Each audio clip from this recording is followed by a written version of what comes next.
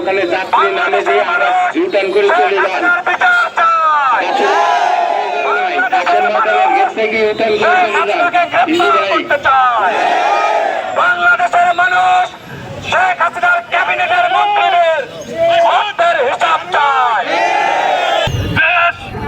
গত 5 তারিখে দ্বিতীয়বার স্বাধীন হয়েছে এই হাইনা সরকারের কাছ থেকে। হাজার হাজার ছাত্র জনতা নির্ভয়ে জীবন দিয়েছে।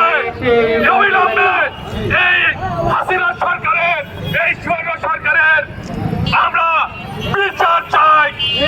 অবিলম্বে হাসিনাকে দেশে নিয়ে আসে তাকে